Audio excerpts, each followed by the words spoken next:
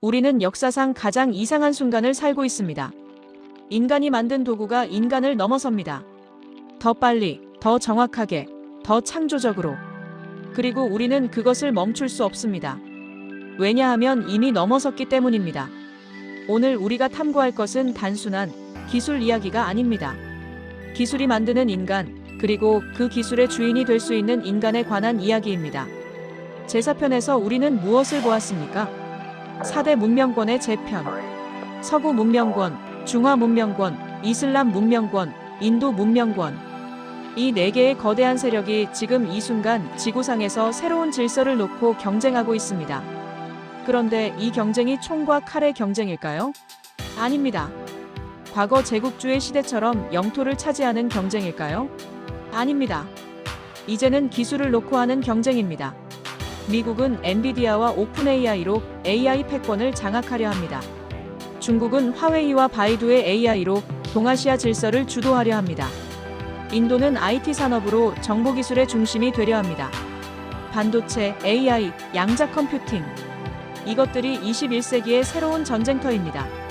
총알 대신 데이터가 날아다니고 폭탄 대신 알고리즘이 세상을 지배합니다. 그리고 기술을 지배하는 자가 문명권을 지배합니다. 기술은 더 이상 중립적인 도구가 아닙니다. 기술은 권력입니다. 기술은 문명권 간의 지정학적 경쟁의 최전선입니다. 그래서 한국이 반도체를 지키는 것이 얼마나 중요한가 하는 것. 그래서 미국이 TSMC를 지키기 위해 대만에 군대를 배치하는가 하는 것. 제4편의 4대 문명권 재편. 그것의 결정자가 바로 기술입니다. 지산도원TV 구독자님, 시청자님 안녕하십니까? 오늘은 대역 후천개벽 문명담론 5번째입니다. 물불상쟁, 수화상쟁, 인공지능과 양자 컴퓨팅, 그리고 인간의 미래에 관한 주제로 다뤄보겠는데요. 지금 이제 2부를 하고 있죠. 무엇이 태어나고 있는가. 그래서 2부의 두 번째, 전체로 5번째, 인공지능과 양자 컴퓨팅 시대. 주제는 기술에 관한 거지만, 사실 중요한 것은 이제 인간이죠. 이 기술의 시대에 인류 문명에서 가장 최고의 기술이 발달한 지금 시대에 있어서 인간이란 도대체 무엇인가 라고 하는 문제를 가지고 오늘 생각을 해보려고 합니다. 예, 첫 번째 주제입니다. 근본적 질문. 기술의 주인은 누구인가? 지금이 2025년입니다. 2025년 11월인데요. 이제 2025년도 이제 저물어가고 있죠. 근데 시간만 흐르는 게 아니라, 우리에게도, 매 순간, 예, 엄청난 도전과 변화가 지금 닥치고 있습니다. 국내외적으로 그렇죠. 제가 지난번에 이제, 대역에서, 이 기술 특이점에 대한 이야기를 했습니다. 우리는 이 특이점, 기술 특이점, 여러분들이 보시는 것처럼, 이 기술 특이점의 인계점에 돌아와 있는데, 기술 특이점이라고 하는 것이, 인공지능을 놓고 보면 인공지능이 이제 인간의 지능을 추월하는 그 순간, 아니, 어쩌면 이미 추월한 이제 그 시점을 뜻하는데, 처음에는 인공지능의 기술이 완만하게 발전을 해오다가 어느 순간부터는 인공지능이 인간의 지능을 추월하게 되는 그 시점이거든요. 근데 이게 과거에는 과연 뭐 인공지능이 나오기 전이었죠. 불과 2, 3년 전인데, 이 미래의 가능성이었어요. 이게 정말 그렇게 될까? 뭐, 혹시나 정말 인공지능이라는 것이, 생겨나서 인간의 지능을 대신할까? 아니면 그 이상이 될까라고 하는 뭐, 기대와 두려움이 있었는데, 지금 2025년, 지금 이제 이건 가능성이 아니죠. 현실입니다. 이미 현실이 됐죠? 그래서 기술을 이제 저는 이제 불로 보고 있는데요. 그래서 물불상쟁에서, 사람이 물이고, 그리고 물의 역할을 하는, 양자 컴퓨팅도 이제 사실 물로 보고 있는데, 여기서 이제 불은 이제 기술이죠. 특히 이제 인공지능이 되는데, 이렇게, 불과 같은 기술의 에너지가 이제 모든 영역을 침투하고 있죠. 지금 이렇게 기술이 인간의 모든 영역을 침범하고 있고 또는 침투하는 이 순간에 우리 이제 이렇게 얘기할 수가 있어요. 그래도 뭐 우리가 주인이지, 기술은 사람이 만든 도구고 뭐 우리가 사용하는 건데, 근데 과연 그럴까요? 여러분들 하루에 스마트폰을 얼마나 보시나요? 통계를 보니까 하루에 평균 사람들이 6시간 50분, 그러니까 한 7시간 정도 스마트폰을 본다고 해요. 유튜브를 볼 때 여러분들은 보고 싶은 것을 선택하시나요? 아니면 알고리즘이 무작위로 올려주는 것을 보시나요? 유튜브가 초기에는 크리에이터가 올린 동영상이 그 크리에이터의 구독자에게 먼저 노출이 됐는데, 지금은 알고리즘이 바뀌어서 크리에이터가 어떤 동영상을 올리면 그 동영상을 선호하는 사람들에게, 시청자에게 먼저 노출이 되죠. 그 알고리즘이 바뀐 겁니다. 이게 작은 것이긴 하지만 알고리즘을 통해서 내가 보느냐, 아니면 내가 보고 싶은 것을 선택해서 보느냐, 사실 이런 것들도 어떻게 보면 기술이 나를 통제하는 것인지, 아니면 내가 기술을 통제하는 것인지와 관련된 문제거든요. 우리가 조금 더 엄중하게 질문을 해본다 한다면, 기술과 사람의 문제가 아니라 내가 여전히 나의 주인인가라고 하는 문제와 연관이 있습니다. 사실 내가 나의 주인인가? 그러니까 이 질문에 답이 없으면 사실 우리의 미래는 없거든요. 기술 특이점이 도달을 했는데, 그래서 이 기술이 얼만큼 더 발전할지 모르는데, 그리고 또 인간의 의식의 도약이 필요한 시점인데, 그리고 또 제가 말씀드린 이제 4대 문명권이 엄청난 경쟁을 하는 수인데, 우리 스스로가 기술의 노예가 돼버린다면, 우리는 어떻게 될 것인가? 그래서 오늘 우리가 이제 논의하는 게 바로 이제 이 주제입니다. 그래서 우리가 기술에 끌려가는 것이 아니라 기술을 이끌 수 있는 인간이 될 수 있는가 하는 것, 이거거든요. 뭐 지금 이제 인공지능이 뭐 가장 큰 이슈이긴 하죠. 인공지능의 그 위력은 인정을 하지만, 그것을 초월할 수 있는 어떤 인간의 영혼, 영성을 찾아야 한다는 거죠. 기술이 분명히 가능하게 하는 미래가 있습니다. 그 미래는 보지만 그 미래를 선택할 수 있는 자유는 인간에게 있어야 된다고 하는 거죠. 인간의 미래가 기술에 의해서 만들어지는 것은 아니거든요. 이것이 바로 그 물불상쟁, 오늘의 주제, 물불상쟁, 수화상쟁이 던지는 가장 중요한 질문입니다. 두 번째 주제는 주역으로 본 물불상쟁의 이제 두 가지 의미가 되겠는데요. 근데 여기서 우리가 중요한 것이 있습니다. 물과 불이 만난다는 게 무엇인가를 우리가 정확하게 이해를 해볼 필요가 있습니다. 동양은 이미 3000년 전에 이것을 탐구를 했거든요. 주역의 64개 중에서 이 물과 불로 이루어진 괴가 5개가 있습니다. 이제 그 중에서 이제 제가 여러분들에게 소개하는 그 괴는 택화혁괴, 수화기재괴, 화수미재괴, 그다음에 지금 여러분들에게 보여드리는 이 괴의 순서는 선형으로 이해할 필요는 없습니다. 물론 이제 택화혁괴가 49번째고 수화기재가 63번째, 화수미재괴가 마지막 괴인 64번째인데, 이걸 뭐 꼭 순서대로 여러분들이 보실 필요는 없는데, 여기서 제가 말씀드리려고 하는 것은 이 세 괴가 말해주는 것이 바로 이 물불상쟁에 가는 겁니다. 그러니까 상계나 학계가 모두 물과 불로 이루어진 것이죠. 그래서 첫 번째 계를 보면 택화혁계입니다. 택화혁계는 이 상계가 연못으로 이루어져 있죠. 물이죠, 연못. 이 택이 이제 연못이라는 의미니까요. 그리고 학계는 이제 불로 이루어져 있습니다. 그러니까 택은 이제 호수나 마찬가지거든요. 연못, 호수. 이제 그 가운데 연못 가운데 이제 불이 있는 거예요. 그러니까 호수 가운데 불이 있다? 변화를 의미하는 거거든요. 그래서 혁괴입니다. 혁은 이제 가죽혁자이기도 하지만 무언가를 바꿔낸다는 이제 의미이기도 하거든요. 그러니까 이제 물과 불이 서로 상극을 이룰 때 이것은 파괴가 아니라 변화를 낳는다고 하는 겁니다. 어떻게 보면 이제 우리의 상황이 지금 바로 그러한 이러한 것을 이제 나타내고 있는 건데요. AI라고 하는 그 자체가 인공지능은 이제 기술은 불이라고 그랬잖아요. 그래서 인간의 물과 같은 세상하고 만나면서 지금 모든 것이 바뀌고 나가는 거죠. 그러니까 그 전에 많은 기술들이 있어 왔지만, 지금 인공지능이라는 기술이, 인간과 비슷한, 생각하고 만들고 하는 이런 어떤 기능 때문에, 굉장히 많은 변화를 일으킨다는 거죠. 그러니까 그게 이제 일자리가 변하고, 또 사람의 의식도 변하고 이제 문명도 바뀌어 나가는, 그래서 문명 전환기에 그 어떤 매개체가 되는 기술이 바로 인공지능이죠. 이게 이제 우리가 처한 어떤 일종의 공포이기도 합니다. 사실 뭐 변화라고 하는 것은 두렵지요. 왜냐하면 예측할 수도 없고 어떻게 변할지도 모르는 그런 상황이기 때문이겠죠. 근데 주역은 분명히 말하는 거거든요. 극즉반입니다. 그러니까 그 모든 사물이든 어떤 것이든 극에 달하면 반드시 반대가 된다. 그러니까 뒤집어진다라는 얘기거든요. 변혁을 낳는다는 얘기입니다. 그게 이제 우주의 원리예요. 그 다음에 이제 두 번째 께가 수학 기재께입니다. 이제 수학 기재께는 상께가 물께죠. 그리고 학께가 불께입니다. 그래서 기재는 이미 여기서는 건넜다라는 뜻입니다. 그러니까 물이 위에 있고 불이 아래에 있습니다. 이미 건넜다는 이 뜻은 물과 불이 조화를 이루어서 모든 일이 완성됐다는 거예요. 이미 건넜기 때문에. 여기서 보통 주역에서는 이 강을 건넌다고 하는 것을 어려움을 만나는 것, 그리고 강을 건너면 이제 어려움을 해결하는 이제 그런 뜻인데, 이 기재께는 그런 의미에서 보면 이제 물불상쟁의 끝이 있다라고 하는 것을 얘기하는 거거든요. 그러니까 택과 협계에서 변화가 끝나면, 변혁이 끝나면 조화, 화가 온다는 그런 의미거든요.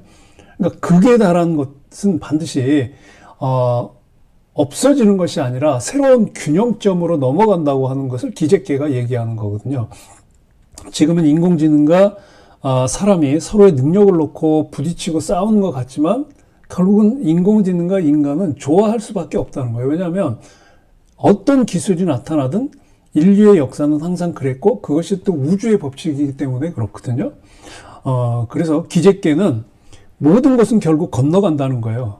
막혀있는 강이나 큰 호수가 있어도 그걸 결국 넘어간다는 거거든요. 그러니까 결국 새로운 질서에 도달한다. 그러니까 여기서 멈춘다. 앞에 큰 강이 있고 큰 호수가 있어도 멈추는 게 아니라 결국 그것을 넘어간다고 하는 거예요. 그러니까 거기서 끝나는 게 아니다라는 거죠. 그 다음에 이제 세 번째 화수 미재께는 아직 건너지 못한 것을 의미합니다. 그러니까 여기는 반대로 수화기재께하고는 반대로 상께가 불이 있죠. 상께가 불이 있고 학께가 물입니다. 자, 그럼 불의 특성을 보면 불은 위로 올라가는 특성이 있죠. 물은 아래로 내려가려는 특성이 있습니다. 자, 여기서는 물이 아래로 내려오고 불이 위로 만나니까 부딪히면서 뭔가 변화를 이뤄내고 조화를 이뤄내는 건데 미재께에서는 각자 가는 거죠. 각자. 그래서 완성되지 못한 것을 뜻하는 겁니다. 그러니까 이것은 물불상쟁, 수화상쟁이 계속되고 있다는 뜻입니다. 그러니까 여정이 아직 끝나지 않았다는 것이죠. 그러니까 우리는 지금 이 궤 속에 있는 거예요. 세 개의 궤를 놓고 볼 때 우리는 아직 미재께에 있는 거죠. 화수미재께. 그러니까 불인 인공지능과 물인 인간의 서로의 어떤 대립이 아직도 진행 중이라는 거예요. 어떻게 될지 모른다는 거죠. 결론이 나지 않았다는 거예요. 우리는 지금 건너가고 있는 중입니다. 그래서 주목해야 할 것이 바로 이것입니다. 그런데 64개, 주역의 64개는 순환을 해요. 미재께 다음에 다시 혁으로 돌아갑니다. 미재께 다음에 다시 또 혁으로 돌아가겠죠? 즉, 63번째 기재께에서 64번째 미재께로 왔다가 다시 49번째 택과 혁계로 순환하는 거예요. 자, 그것이 바로 이런 과정을 거치는 거죠. 처음에 변화의 과정에 있다가 이것이 조화를 이루고 다시 미완성이 됐다가 또 다시 바뀌어서 다시 또 조화를 이루는 이런 과정으로 가는 것이 결국 우주의 순환이라는 거죠. 결국 모든 것이 발전하면서 극에 이르고 또 극과 극이 만나서 어떤 변혁을 일으키고 이 변혁이 다시 또 조화에 도달하고 그래서 그 조화는 다시 또 미완성으로 돌아가고 미완성은 다시 또 새로운 변화를 낳는 이런 과정을 말하는 거거든요. 그러니까 결국 이 세 개가 말해주는 건 뭐냐면 이 물불상쟁은 끝난 것이 아니라는 거죠. 특히 지금 그렇다는 거죠. 진행이에요. 변화의 과정에 있는 거예요. 순환이고. 그래서 우리가 지금 경험하고 있는 이 인공지능의 확산과 또 우리 인간의 의식의 도약. 결국 기술과 인간의 충돌은 결국 비극적인 종말은 아니다라는 거죠. 지금은 굉장히 큰 이슈로서 인공지능과 그리고 앞으로 인간의 미래가 어떻게 될 것이냐라고 하는 알 수 없는 이 의문부호, 퀘스천 마크가 우리 앞에 있지만 그래도 이것은 새로운 문명으로 향하는 어떤 필연적인 변화라고 하는 거예요. 그리고 언젠가는 물과 불이 조화를 이루는 이 기적계가 온다는 거죠. 기적계가 올 것이죠. 그런데 그 기적계도 기적계 이후에는 다시 또 미적계가 오고 변화의 시기죠. 미적계가 오고 다시 또 변화의 혁계가 온다는 걸 우리가 잊으면 안 된다는 거죠. 이게 바로 생명이 있는 우주의 법칙이에요. 극이 변혁을 낳고 변혁이 조화를 이루고 조화가 다시 미완성으로 돌아가는 것. 이 순환 속에 우리는 살아가고 있습니다. 자, 세 번째, AI, 인공지능의 현실, 불의 극치라는 주제인데요. 먼저 AI 혁명, 인공지능 혁명의 구체적인 현실을 한번 우리가 들여다볼까요? 자, 이제 본격적으로 인공지능이 어떻게 우리 현실 속에서 움직이고 있는지. 챗GPT, 제일 많이 알고 있는 인공지능이죠. 이 챗GPT가 나온 지가 2년밖에 안 됐습니다. 2년 전에 나온 이 기술이 지금 무엇을 만들고 있느냐. 먼저 텍스트예요. 그죠? 기본적으로 뭐 이건 다른 인공지능도 마찬가지죠. 작문을 하는 거죠. 글을 써요. 인공지능이 쓴 글을 사람이 쓴 글하고 비교하면 구분을 못 해요. 거의 불가능해요. 거기다가 뭐 뉴스, 뭐 보도자료, 그 다음에 기업에서 쓰는 마케팅의 카피, 그리고 뭐 심지어 법률 문서까지 인공지능은 인간이 작성했을 만한 글들을 다 만들어내요. 그 다음에 이제 코딩이죠. 코드, 프로그램, 코딩인데요. 지금 소프트웨어 개발자들이 공포에 떨고 있어요. 이제 일자리가 없어지는 거예요. 왜냐하면 인공지능이 코딩을 하니까 뭐 GitHub 코파일럿 같은 경우는 이 개발자의 뭐 거의 50%에서 70% 정도의 업무를 대체할 수 있다고 그래요. 그 다음에 이제 이미지인데요. 뭐 달리 여기 보면 이제 달리라는 인공지능이 있고 미드전이라는 이게 대표적인 이제 그 이미지를 만드는 인공지능이고 사실 여기에 올라온 이미지들도 다 지금 인공지능이 만든 겁니다. 제가 인공지능에게 시켜서 만든 그림이에요. 이 그림조차도 인공지능이 만든 그림입니다. 그러니까 결국 이미지 생성을 하니까 뭐 디자이너들도 그렇고 일러스트레이터들도 패닉이에요. 그리고 이제 의료, 메디컬 쪽이죠. 의료 진단에서 인공지능이 의사들을 능가해요. 뭐 암 진단이나 뭐 흉부 X선 촬영 분석 같은 분야에서도 이 인공지능의 정확도가 인간 의사보다 훨씬 높아요. 여러분도 한번 생각을 해보세요. 인간 의사가 10년 동안 배운 걸 인공지능이 몇 개월 만에 학습을 합니다. 그리고 더 정확해요. 이게 바로 물불상쟁입니다. 인공지능이라는 불과 인간이라는 물이 서로 부딪히면서 겪고 있는 갈등, 대립의 현실이에요. 이렇게 기술, 불의 에너지가 모든 영역에 들어오고 있는 겁니다.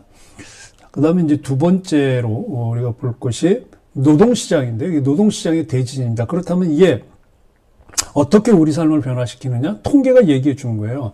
자, 2030년 일자리 변동 추정치를 맥켄지 자료하고 월드 에코노믹 포럼, 그러니까 세계 경제 포럼 자료를 제가 해서 자료를 만들어 봤는데 앞으로 일자리가 사라질 이제 요게 이제 지금 요 빨간 그래프가 이제 일자리가 사라지는 거거든요. 사라지는 일자리가 맥켄지 보고서인데요. 맥켄지 보고서가 이 고위험 추정치로 봤을 때 약 이거 밀리언 단위죠. 잡스가 밀리언 단위니까 3억 7,500만 명이 일자리가 없어진다고 보는 거예요.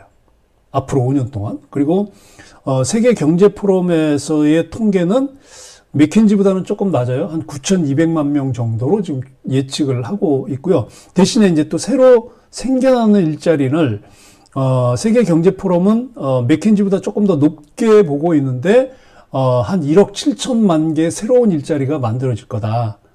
그런데 맥킨지는 뭐 한 5천만 개 정도 나오지 않을까. 이제 이렇게 지금 추정을 하고 있습니다. 근데 이제 구체적으로 이 내용을 좀 보면 일자리 감소는 주로 이제 사무직이나 뭐 콜센터, 단순 반복 청작, 뭐 반복적인 의료 진단 업무에 일자리가 이제 없어지고 새로운 일자리는 인공지능과 관련된 게 많죠. 인공지능 관리, 윤리, 신기술 개발 이런 기술과 휴먼 융합 형태의 고숙련 일자리가 계속 나올 거예요. 앞으로 그렇게 갈 겁니다. 그래서 인공지능을 잘 관리를 하되 이 인공지능이 사람에게 도움을 줄 수 있는 업무, job 이게 앞으로 굉장히 중요한 새로운 일자리의 커리어, 기회라고 하는 겁니다.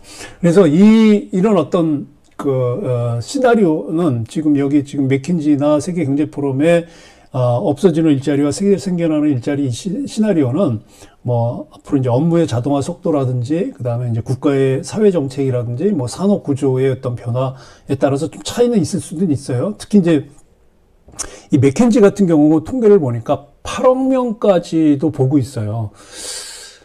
그래서 이렇게 인공지능으로 인한 노동시장의 지각 변동이 단순히 일자리 변화, 뭐 일자리가 줄어든다라는 것에 국한되지 않거든요.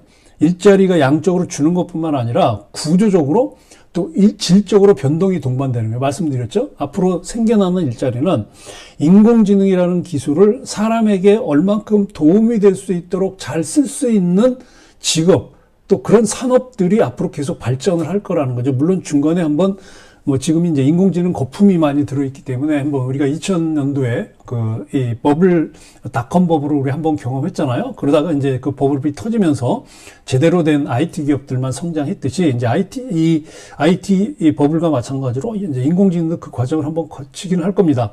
어쨌든 이제 기존의 일자리가, 없어지고 새로운 역량과 또 새로운 직업군에 대한 이런 어떤 대규모 전환은, 앞으로는 필요할 거예요. 그래서 이런 내용도 제가 위에 지금 있죠. 공생적 복지국가론에 이 내용을 담았습니다. 그래서 새로운 앞으로의 복지국가는 인공지능을 잘 다룰 수 있는 새로운 직업 전환에 대한 준비를 해야 된다. 라고 제가 봤습니다. 그래서 제가 4편에서 4대 문명권에 대한 경쟁을 이야기를 했잖아요. 그것도 사실 AI 경쟁이거든요. AI를 통제하는, 진영이 결국 세계를 지배해요. 그래서 AI를 통제하지 못하는 개인이나 기업이나 국가는 소멸될 수밖에 없는 거예요. 그게 바로 제2의 추계 시대의 첫 번째 위기예요. 바로 기술이 만드는 양극화라는 거죠. 자, 네 번째 주제는 이제 양자역학인데요. 이건 이제 제가 2편에서 다루기는 했습니다. 극에 달한 이제 경제, 그래서 신자유주의 체계가 끝나간다고 신자유주의 경제의 종말에 대한 얘기에서 간단하게 다루긴 했는데, 사실 양자역학은 굉장히 복잡하거든요. 물리학자들도 어렵고 하는데, 뭐 저는 자연과학을 전공도 안 했는데, 그냥 꾸준히 기초 이론 정도만 제가 양자역학에 대한 공부를 계속 하고 있어서 여러분들에게 소개를 해드릴 수 있는데, 양자역학 어쨌든 미래를 바꾸는 혁명입니다. 이제 그 내용을 여러분들에게 전달을 하려고 하는데요. 자, 고전 논리의 극한과 한계. 우리가 지금까지 말한 건 이제 인공지능까지 포함해서 이게 고전 컴퓨팅 세계예요. 그러니까 이 고전 컴퓨팅은 보시는 것처럼 0과 1입니다. 그러니까 참이냐 거짓이냐 예냐 아니냐. 맞다 틀리냐. 이게 이제 인간의 논리 체계를 컴퓨터화한 거거든요. 근데 이런 어떤 참과 거짓, 0과 1의 논리 구조를 만든 그 기원을 따지고 올라가면 유럽의 중섭이 무너지고, 근대가 세워진 이 계몽주의 철학인데 그 계몽주의 철학의 시발점이 이제 데카르트라고 하는 철학자거든요. 그 데카르트가 이성을 되게 중요하게 생각을 했잖아요. 그래서 그 뒤부터 이제 뭐 19세기부터 20세기 지금까지 인간의 이 논리는 바로 이 0과 1이라는 논리로 세상을 지배한 거예요. 이 0과 1의 논리가 뭐 과학, 철학, 수학 전부 0과 1의 논리로 작동을 해요. 인공지능도 0과 1로 작동을 합니다. 뭐 챗GPT 그렇고 달리도 그렇고 뭐 거의 모든 인공지능이 이 0과 1의 기존 고전 컴퓨팅 시스템을 움직여요. 단지 CPU냐 GPU냐의 그 처리 과정이 다른 건데, 결국 궁극적으로는 0과 1로만 작동을 해요. 근데 여기서 중요한 질문이 하나 나옵니다. 그렇다면 자연은 정말 0과 1로 작동을 할까? 아니라는 거죠. 여러분들 한번 물을 한번 보세요. 물방울을 한번 보세요. 물방울은 0도 1도 아니에요. 물은 연속적입니다. 그렇죠? 계속 흘러요. 또 모양도 변합니다. 불도 마찬가지입니다. 오늘의 주제인 소재죠. 이 물과 불을 놓고 봐도 0과 1이 아니에요. 불도 0과 1이 아니에요. 불도 어떤 때는 파동이고 어떤 때는 입자예요. 동시적이죠. 그래서 우주는 디지털이 아니에요. 우주는 아날로그입니다. 그러니까 극에 달한 이 디지털의 한계가 바로 이거예요. 인공지능의 한계가 이건데, 이 인공지능은 고전 컴퓨팅의 극치라고 보시면 돼요. 0과 1로 움직이는 고전 컴퓨팅 시스템의 최고 극치가 바로 인공지능입니다. 세상을 0과 1로만 볼 수는 없거든요. 그래서 나타난 게 뭐냐? 양자 컴퓨팅입니다. 양자 컴퓨팅은 양자역학 이론을 기반으로 하기는 하지만 아직 상용화되지는 않았거든요. 근데 만약에 이 양자 컴퓨터가 상용화가 되면 인공지능 기술도 크게 변할 거예요. 왜냐하면 고정 컴퓨팅에 0과 1로 움직이지, 작동하지 않는 것이 양자 컴퓨팅이거든요. 근데 더 중요한 건 인간 존재에 관한 문제가 크게 바뀔 거라는 거죠. 올해가 2025년이거든요. 2025년이 양자역학 탄생 100주년입니다. 그럼 100주년이면 1925년이잖아요. 1920년에 하이젠베르크의 불확실성의 원리를 놓고 이제 그 기원을 삼는 거거든요. 그래서 올해가 세계 양자 과학 기술의 해예요. 그래서 줄여서 IYQ, International Year of Quantum Science and Technology인데, 이만큼 양자 과학이 우리 삶의 미래를 바꿀 혁명적인 기술이기 때문에, 그렇거든요. 그럼 양자역학에 대해 조금 더 살펴보면, 양자역학의 이제 탄생과 핵심 개념을 여러분들에게 소개를 해드리면, 지금 그림을 보시면 이 몇 개의 입자와 파동 그림이 있습니다. 이 그림도 인공지능이 그렸습니다. 자, 양자역학의 역사를 거슬러 올라가면 125년 전입니다. 1900년에 독일의 과학자인 막스 플랑크가 독일의 막스 플랑크 연구소가 있죠. 세계적인 연구소입니다. 이 막스 플랑크가 양자론이라고 하는 새로운 물리학 이론을 제시를 합니다. 그리고 25년이 지난 1925년에 독일의 하이젠베르크, 슈레딩거 같은 사람들이 이 막스 플랑크가 얘기한 양자론을 체계화하기 시작해요. 그래서 이제 그걸 이제 1925년을 원년으로 삼아서 2025년을 양자과학 기술의 100주년 해라고 정한 거거든요. 근데 이게 굉장히 복잡해요. 양자역학은 물리학을 공부한 사람도 어렵다고 하는데, 근데 핵심은 또 간단해요. 핵심 뭐냐? 이 세상을 이루는 가장 작은 세계, 가장 미세한 세계, 그러니까 원자, 전자, 빛, 이게 우리 일상에서 보는 것과는 다르게 행동한다는 거예요. 그러니까 이게 이런 원자나 전자나 빛은 파동이면서 입자고, 입자이면서 파동으로 행동을 하고, 그런데 이 입자이면서 파동인 원자나 전자나 빛이 관찰자가 측정을 하기 전까지는 여러 상태로 존재한다는 거예요. 그러다가 관찰자가 딱 측정을 할 때 하나의 결정이 된다는 거예요. 하나로 결정이 된다. 입자로 결정이 될지 파동으로 결정이 될지. 그러니까 관찰자가 관찰하기 전까지는 그것이 그 가장 작은 원자나 전자 빛이 파동인지 입자인지 모른다는 거죠. 이게 뭐냐면 세상의 모든 기본 물질은 흔들리고 또 겹치고 그리고 불확정된 상태의 어떤 확률적인 존재라고 하는 것을 의미하는 거죠. 그러니까 불연속적이라는 거예요. 딱 어떤 완전한 형태로 모든 사물이 존재하는 것이 아니라고 하는 것이 양자역학의 기본 원리입니다. 그래서 이 불연속적인 최소 단위를 양자라고 부르는 거거든요. 양자. 이게 셀 양자에다가 이제 원자나 이제 한문으로 보면 이제 아들 자자인데 가장 최소 단위를 얘기하는 자를 붙인 거니까 그러니까 셀 수 있다라는 거예요. 그런데 불연속적으로 존재하는 거예요. 그래서 퀀텀, 양자라고 부르는 거거든요. 그래서 이 양자역학을 잘 설명하는 책이 뭐냐면 이탈리아의 이론 물리학자인 까를로 로벨리가 이런 책을 썼어요. 보이는 세상은 실제가 아니다. 여러분 대단하지 않아요? 물리학자가 보이는 세상을 연구하는 물리학자가 보이는 세상은 실제가 아니라고. Reality is not what it seems라고 대단한 이론의 책을 썼습니다. 자, 그렇다면 양자역학이 가져온 현재의 변화는 뭘까? 근데 과학자들은 현재는 이 양자역학이 시작에 불과한다고 얘기해요. 그러니까 앞으로 이 양자역학이 가져올 이 큰 변화는 엄청나다고 하는 거죠. 그러니까 더 큰 변화가 이제 예상된다고 하는 건데, 그 세 가지로 우리가 보면, 가 있는데, 첫 번째는, 미래 기술의 게임 체인저예요. 그러니까, 이제 가까운 미래에 등장을 할 텐데요. 이 양자 컴퓨터가. 이 양자 컴퓨터는 기존의 컴퓨터, 그 고전 컴퓨터가 정말 수천 년에 걸쳐서 해야 될 문제를 수초 안에, 몇 초 만에 해결할 수 있어요. 그러니까 이런 거는, 뭐, 약이라든지 신소재 개발에 획기적인 어떤 진전을 가져올 걸로 보거든요. 그 다음에 이제 두 번째가 생명의 신비에 대해서 해명할 거다.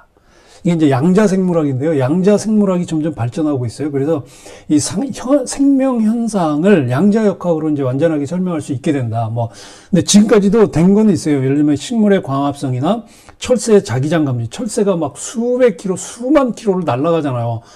아니, 사람처럼 내비게이션이 있는 것도 아니고, 뭐, 거리를 아는 것도 아닌데, 이 하늘을 나라는 이 새들이 어떻게 그 길을 알고 찾아갈까? 그게 자기장으로 안다는 거잖아요. 새들이 이 자기장으로, 지구에서 나오는 자기장을 감지해서 길을 찾는다는 거예요. 그래서 철새가 자기장을 감지하는 거, 그 다음에 냄새 맡는 방식들, 이런 것에서 이미 양자 효과가 밝혀졌어요. 그러니까 중첩이나 터널링 같은 거거든요. 근데 이게 더 이제 나아가서 뭐, 식량 생산이라든지 아니면 이제 질병 치료, 노화 문제 해결에 대답을 준다는 거. 그래서 앞으로 이 양자 역학이 발전을 하면 인간의 생명이 더 길어질 수 있어요. 전 그렇게 보고 있습니다. 자, 그 다음에 세 번째, 이제 사고 방식과 세계관의 변화인데요. 사고 방식과 세계관의 변화인데 이게 사실 굉장히 중요해요. 양자 역학이 우리의 사고, 특히 철학적 사고에도 영향을 미칩니다. 세상은 굉장히 확정적이고 예측 가능하다라고 했던 것이 지금까지의 사고방식이었거든요. 근데 양자역학이 얘기하는 건 불확정성이에요. 그리고 확률입니다. 이 두 가지예요. 어떤 원자나 전자나 빛도 확정된 상태로 존재하지 않는다는 거잖아요. 입자이든 파동이든. 근데 관찰자가 그것을 봤을 때 하나로 결정이 된다는 거거든. 그래서 이 불확정성과 확률이라고 하는 이론으로 모든 것이 설명이 되는 거예요. 그래서 우주가 서로 얽혀 있다고 보는 거거든요. 이 얽힘 현상, 중첩이라고 하는데 한 곳에서 있는 어떤 현상이 다른 곳에도 동시에 있다고 하는 거예요.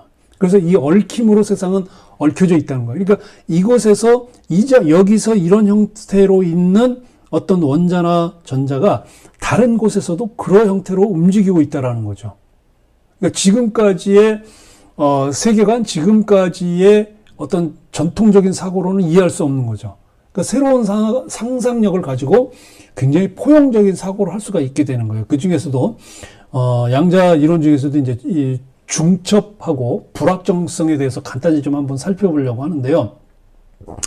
양자 논리 중에서 첫 번째 이제 중첩입니다. 이 중첩은 양자 컴퓨터는 전통 그 컴퓨터처럼 0과 1로 보지 않는다고 그랬죠. 이게 전통적인 비트는 0 아니면 1이에요. 그래서 컴퓨터가 0 아니면 1을 가지고 계산을 하거든요.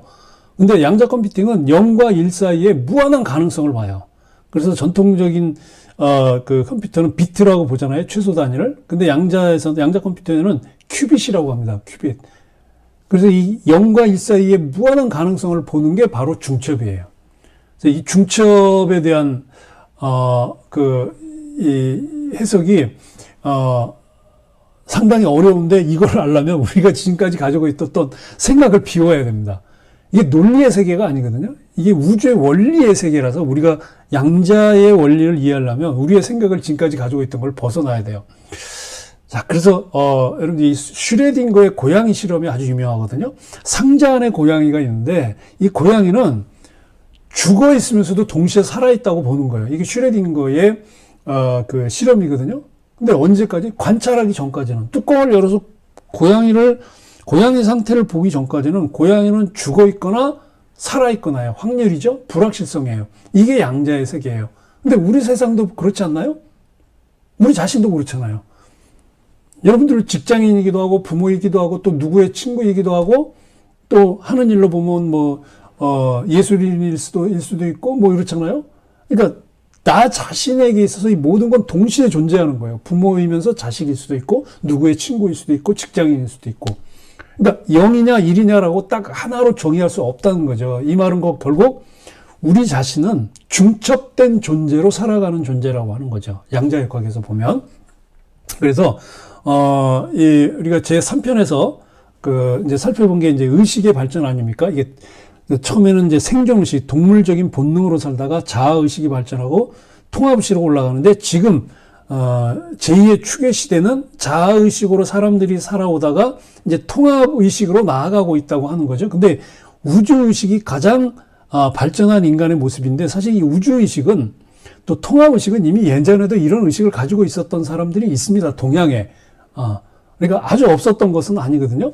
그래서 우리가 자아의식에 머무르면 극단적인 자아가 되는 거거든요. 그런데 여기서 이제 통합의식으로 넘어가게 되면 다중적인 정체성을 동시에 가지는 그런 의식으로 발전하는 거예요. 이게 양자의 관점이에요. 그러면 다양한 사고와 다양한 존재에 대한 다양한 세계를 이해할 수 있는 사고 구조를 가질 수 있다는 거죠. 그래서 양자 컴퓨팅은 단순한 기술이 아닙니다. 양자 컴퓨팅은 그래서 이 우주를 이해하는 새로운 방식입니다. 그 다음에 이제 두 번째 원리가 이제 불확정성인데요. 이게 관찰이 현실을 만든다는 이야기거든요. 불확정성이. 지금 여러분들 보시는 게 이 파동과 입자의 두 가지 모습이 나타나 있죠. 그러니까 불확정성의 원리는 입자의 지금 오른쪽 여러분들 보시기에 오른쪽에 있는 건 입자예요. 입자의 위치를 정확히 측정을 하면 운동량을 알 수가 없다는 거죠. 또 운동량을 알기 위해서 운동량을 측정을 하면 위치를 알 수 없다는 게 이게 불확정성의 원리예요. 그러니까 동시에 운동량과 그 위치를 동시에 알 수 없다고 하는 거예요. 근데 이게 조금 더 깊이 들어가면 결국은 이것이 입자이냐 파동이냐 그리고 위치와 운동량을 알기 위해서는 관찰을 해야 되거든요. 관찰 행위가 있어야 돼요. 그러니까 결국 관찰 행위가 현실을 결정한다는 거예요. 그러니까 관찰하기 전에는 그 언제나 전제가 파동일 수도 있고 입자일 수도 있죠. 모든 가능성을 가지고 있어요. 확률로만 존재하는 거죠. 근데 관찰을 했을 때는 입자면 입자, 파동은 파동으로 나타나는 거예요. 그 특정한 현실로 딱 굳어지는 거죠. 그러니까 여기서 말하는 관찰이라고 하는 건 의식이에요. 눈으로 본다고 하는 개념을 넘어서서 의식을 말하는 거거든요. 이 의식이, 그러니까 어떤 사물을 본다고 하는 이 관찰이 결국 의식인데 이 의식이 현실을 만든다는 거예요. 이게 과학이에요. 증명된 과학인데 이게 바로 동양 철학이에요. 동양 철학. 그러니까 유심론 여러분들 아시죠? 우주가 마음이 우주를 창조하는 거잖아요. 일체 유심조. 모든 것은 마음에서 만들어낸다는 거예요. 힌두교에서는 우주를 마야 신이 만들어내는 환상이라고 보잖아요. 아까 우리 카를로 로벨리에게 보이는 것이 실제가 아니라고 얘기했잖아. 그게 힌두교에서 말하는 거나 마찬가지거든요. 환상이라는 거죠. 불교에서 색즉시공. 보이는 모든 물체는 공. 아무것도 없는 공과 같다고 하는 거예요. 그러니까 결국 이 이야기들은 뭐냐. 관찰에 따라서 존재가 결정된다고 하는 겁니다. 그러니까 모든 것이 이 동양의 이런 어떤 철학과 사상들이 양자역학으로 증명이 되고 있는 거예요. 그래서 동양 철학과 동양 사상이 양자역학 이론과 상당히 많이 겹치고 있다. 그래서 양자역학 이론으로 증명이 되고 있다라고 말씀을 드릴 수 있습니다. 다섯 번째로 그럼 이제 인간 정체성의 위기와 기회인데요. 자, 여기서 이제 인간이란 무엇인가라고 하는 이 명제가 붕괴를 하고 있다는 거죠. 오늘의 핵심 주제이기도 하거든요. 자, 이제 가장 심각한 질문에 도달했습니다. 인간이란 무엇인가? 인공지능의 발전으로 우리 인간에 대한 존재를 새롭게 생각하는 시기가 온 거죠. 시간이 온 겁니다. 이게 이제 지금 제2의 추계 시대, 이 문명 전환기, 후천개벽 시기의 문제이고 질문입니다. 후천개벽을 이야기하면서 인간에 대한 존재를 이야기하지 않으면 그건 가짜 후천개벽이에요. 이 인간에 대한 존재를 이야기한 분이 수훈체제후예요. 여러분들 이제 동경대전을 깊이 읽어보면, 그리고 인간이라는 관점에서 동경대전을 보면 굉장히 깊은 심오한 철학을 가지고 있어요. 인간이란 무엇인가라고 하는 붕괴라는 이 명제를 놓고 봤을 때 우리가 오랫동안 인간이 무엇이다. 그러니까 오랫동안 인간이라고 생각한 어떤 특질들이 하나하나 지금 무너지고 있거든요. 그걸 그 서구의 근대 시대를 연 계몽주의 철학자 아까 우리가 봤던 이제 데카르트가 말한 유명한 명제 있죠. 나는 생각한다. 고로 나는 존재한다. 그런데 인공지능도 생각합니다. 사람보다 더 빠르고 더 정확하게 생각해요.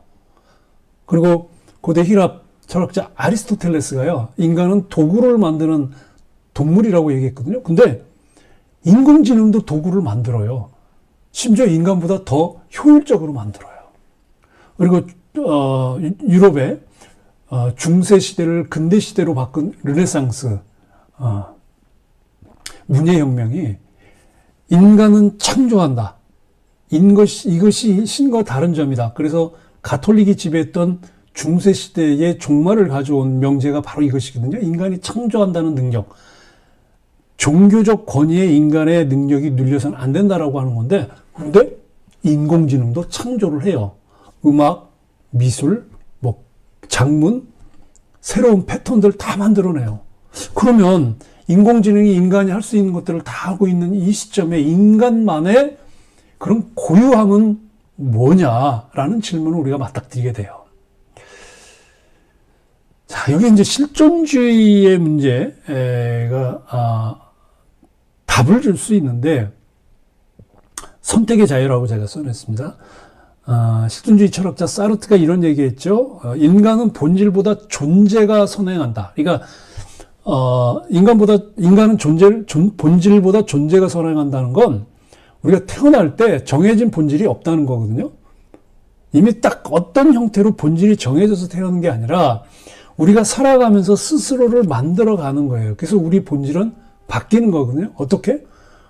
그 본질이 만들어지는 과정은 그 사람이 선택하는 과정을 거치면서 이루어지는 거예요.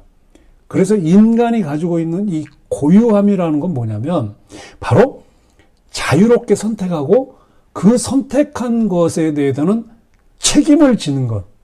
이게 바로 인간만이 가지고 있는 고유한 특질입니다. 바로 이걸 인공지능은 못해요. 인공지능이 자유롭게 선택하고 그 선택에 책임지는 일은 인공지능은 절대 못합니다. 인간이 명령을 하고 인간이 선택하게 해야만 그것을 선택하고 그 작업을 할 수 있지, 인공지능 스스로 무엇인가 자유롭게 선택하고 그 선택에 대해서 책임질 수 있는 능력은 없습니다. 인공지능은 단지 이 데이터하고 알고리즘에 의해서 움직입니다. 그래서 인공지능은 인간과 달리 자유가 없어요. 그러니까 책임도 없죠. 근데 인간은, 우리는 늘 선택을 하거든요. 지금도 여러분들은 선택을 하고 있을 겁니다. 그리고 또 우리 모든 인류는 지금 선택 중에 있어요. 인공지능과 조화를 할 것이냐, 아니면 경쟁할 것이냐. 더 나아가서 기술에 지배당할 것이냐, 아니면 기술을 마스터할 것이냐. 이게 바로 인간이라는 증거거든요. 이것이 바로 우리를 인간으로 만들게 하는 겁니다. 자, 그 다음에 이제 세 번째, 제2의 추계 시대, 이제 인간성의 자각인데요. 초인간. 제가 지난번 4편에서도 말씀드리는데, 메타휴먼, 제가 이 제2의 추계 시대 문명 전환기 후천 개벽에서는 인간의 문제가 결국 가장 중요한 핵심 이슈고, 우리가 어떻게 변할 것인지에 초점이 맞춰질 수밖에 없고, 인공지능과 또 양자 컴퓨터라는 이 놀라운 기술로 결국 인간도 새롭게 진화한다고 말씀드렸습니다. 그 인간이 바로 초인간입니다. 메타휴먼. 자, 그렇다면 제2의 추계 시대의 인간은 어떤 인간일까? 기술로 강하다는 인간? 기술의 힘을 얻어서 더 세진 인간? 아니에요. 더 깊이 있게 인간다워진 인간입니다. 제가 여기 써놨죠? 이 명제를 여러분들이 잘 아셔야 됩니다. 더 깊이 있게, 더 인간다워진 인간. 영어로 보면 이거예요. More human, not more machine. 인간이 아니라, 기계보다 더 나은 게 아니라 더 인간적이라고 하는 거예요. 그러니까 우주의식으로 발전한 인간이 바로 이겁니다. 사실 신체적으로 보면 우리 인간이 더 약해질 수는 있어요. 왜냐하면 기술이 충분하게 그걸 해나가니까요. 근데 정신적으로나 영적으로는 더 강해집니다. 왜냐하면 지금 여기 보시는 것처럼 우리는 지금까지 특히 기원전 900년에서 200년까지 자아의식이 발전하는 시기를 겪으면서 우리가 2500년을 겪어왔거든요. 근데 지금 이제 제2의 추계 시대에서 문명 전환기로 접어들면서 우리가 통합의식과 우주의식을 으로 이제 도약하는 시기를 겪고 있거든요. 그러니까 이 지금 이 3단계의 통합의식과 4단계 우주의식으로 가게 되면 지금까지 인간이 가지고 있었던 정신적인 능력이나 영적 능력에서 훨씬 뛰어난 존재가 된다는 거죠. 이게 초인간입니다. 메타휴먼이에요. 기계화된 인간이 아니에요. 기계로 인해서 강화된 인간이 아니라는 거예요. 이게 바로 더욱 인간다운 인간인 거예요. 그러니까 다른 생각을 가진 사람과 공감할 수 있는 인간, 또 이 자신의 정체성에 대해서 스스로 의심할 수 있는 인간, 그리고 우리 인간에게 영원히 해결할 수 없는 문제가 있죠. 삶의 문제가 있죠. 죽음이에요. 죽는다는 것. 사람이 태어나서 죽죠. 이 죽음의 문제에 대해서 종교들이 지금까지 가르쳐온 이론을 뛰어넘을 수 있습니다. 누구나 다 죽지만 이 죽음을 받아들이면서 죽음을 통해서 새로운 의미를 찾는 인간. 그리고 기술을 도구로 사용을 하지만 기술에 지배당하지 않는 인간. 이게 바로 제2의 추계 시대의 초인간입니다.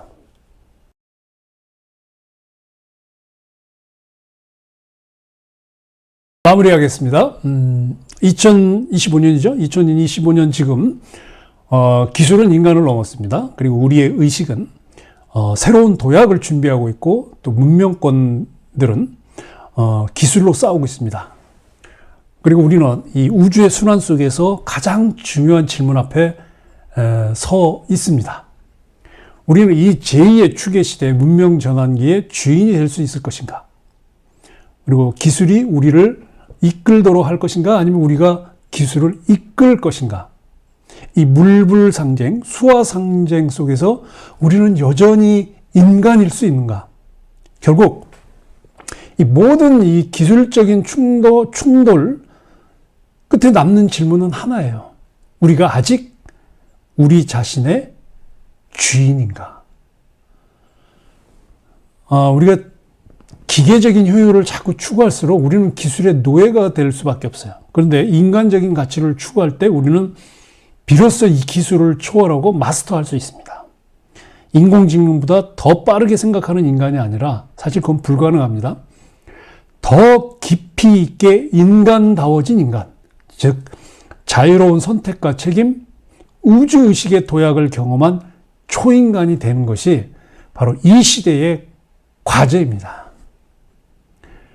More human, not more machine. 기계적 효율이 아닌 더 깊이 있게 인간다워진 인간. 이 명제가 바로 이번 제5편의 결론입니다.